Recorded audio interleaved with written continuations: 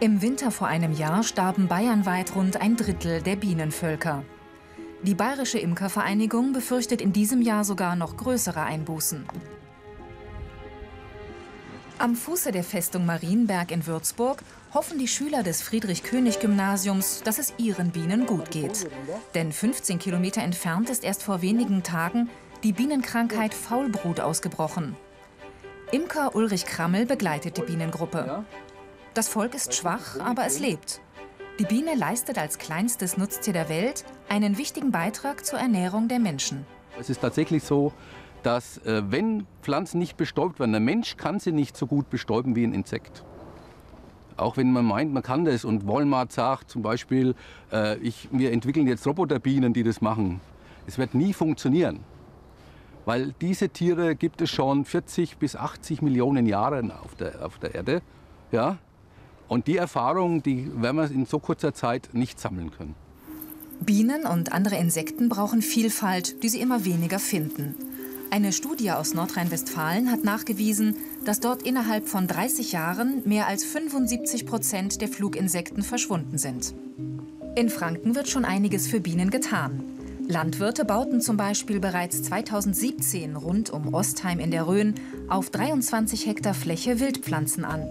Mehrjährige Blühflächen werden vom Staat pro Hektar mit durchschnittlich 600 € im Jahr gefördert. Das reicht den Initiatoren des Volksbegehrens nicht. Sie gaben diese Woche in Nürnberg ihre Forderungen kund und wollen weit mehr als nur die Bienen retten.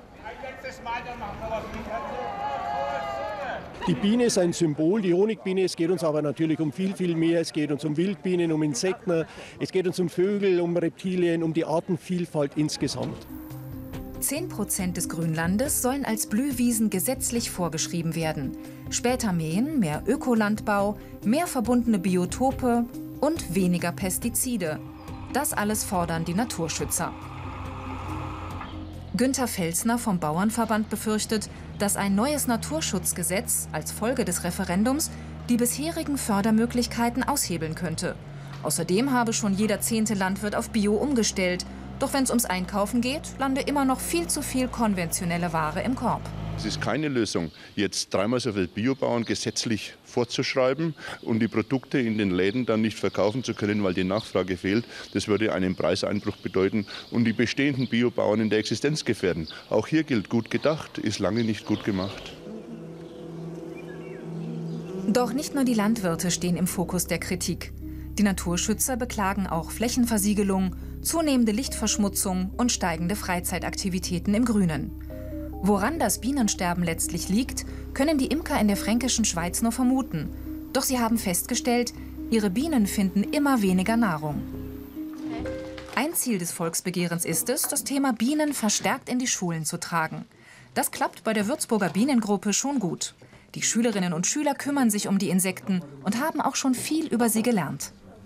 Zum Beispiel die jüngeren Bienen, die putzen den Stock.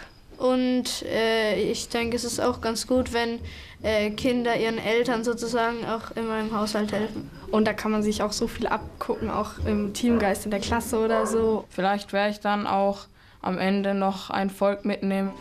Die Schüler können zwar noch nicht beim Volksbegehren unterschreiben, das ist erst ab 18 Jahren möglich. Doch sie leisten ihren Beitrag. Erfahrungsgemäß imkern rund 15% der Schüler nach dem Kurs weiter.